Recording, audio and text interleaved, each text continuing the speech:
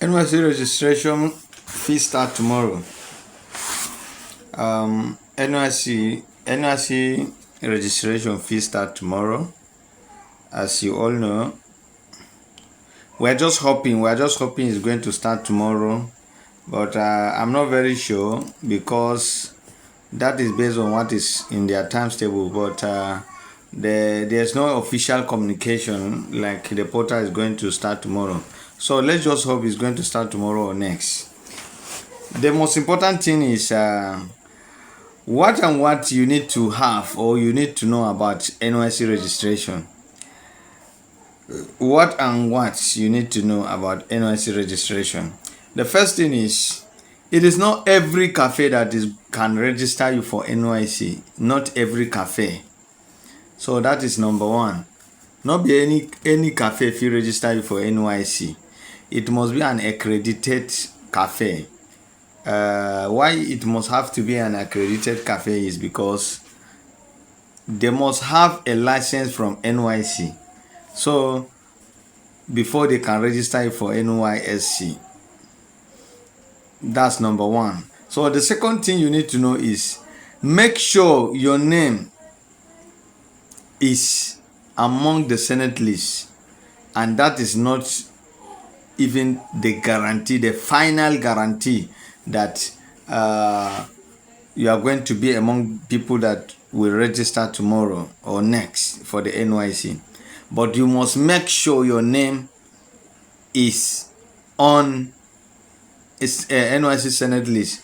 If you want to check your NYC Senate list, I think it is not a big deal. You just have to, what you need to do is just go to the NYC portal, go to log, then go down, you see Senate list or its equivalent. You check, enter your surname. Sometimes some people might mistake their surname. So in case you are having an issue, when you try to check, your surname is your father's name. But sometimes based on our arrangement of names, we might our one of the name which is not our father's name will be placed at the surname. So you try your name, you try the second one, you try the third one, and your matric number is one of the important thing you need to indicate it correctly in order to check your name on the Senate list. So if you cannot find it on Senate list, you don't need to panic, because most of the time we have such cases. We see cases where you cannot find your name when you try to search in the Senate list, but when you come to graduation list, you find your name. I think that is okay too. If you can check, if you can find your name on the graduation list, I think it is fine. You can go ahead and start your registration. Even though if you are finding it difficult, just allow NYC to open the portal. So you just go straight to registration. Register as a fresh core member. You indicate your email. You put a secret question. On that secret question, you have to be very careful when you indicate your secret answer, because in case there is a you forgot your password, that is one of the most important thing they are going to inquire from you. So while typing your secret question, most people, the first one you see, the place you meet your spouse or any important person. So just try to indicate the name of a place or something you can easily remember. So that is how to indicate. Then you submit and then you proceed with the registration. So while you proceed, make sure the email address. The second thing is the email address you are going to type for them. Make sure it is an email address that you have access to it. You must have access to that email address in order to what do you call it? In order to be able to verify. Because if you don't have the password to that email, I think you are just wasting your time. So that is all for this. And when you have a verification drop on your email, you click on the link to continue or to proceed. So while proceeding, you You probably will have seen option where you have to type your name. You have to type. You have to select the school. You have to type your NIN number. When you type your NIN number, click on that small box you are seeing that it should say, which says, which asks you to tally everything with the Nysc. So just try after typing your NIN number, click that small box so that it could help you. It will fasten the verification. The next thing is to type your matric number, type your JAM number, put the password you can remember, and make sure you type your phone number correctly, because after you have typed this phone number, there's no way you can change that phone number. Mind you, there's no way you can change that what do you call it, the phone number. So it is important that you pay attention to that particular place. After that, then you put a password you can remember. Ideally, most cafe or most people we are used to it used to type 1 to 6, and it is not bad because most of us easily forget.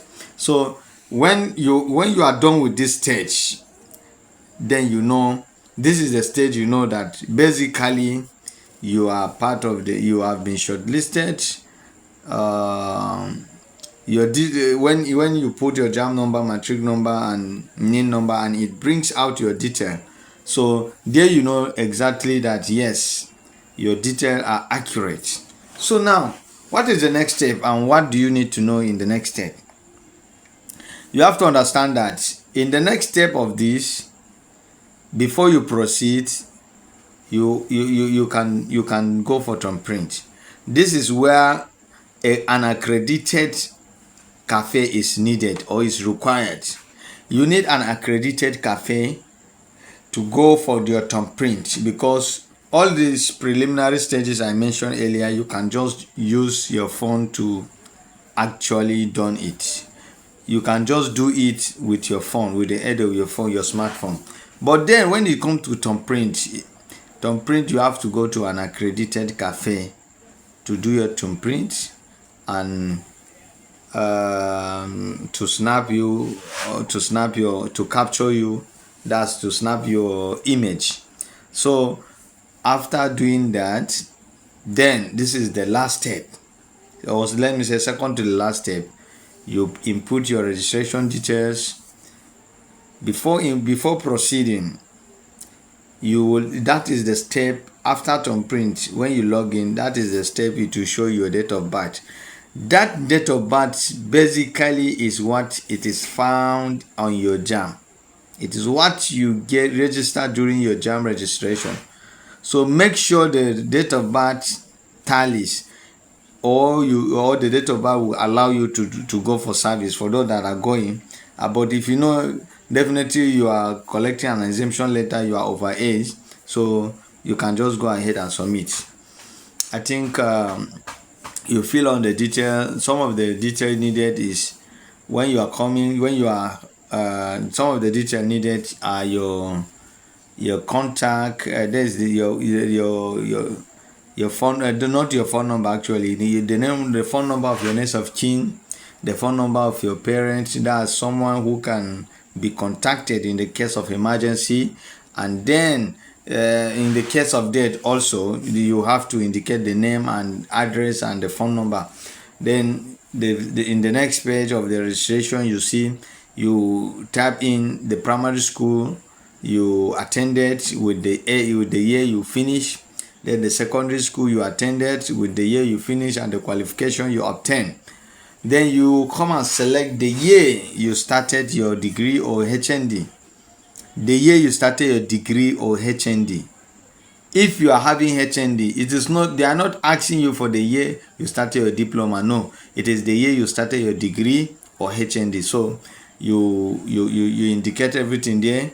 The next step, it will show you some security confidential question. Most of them are no.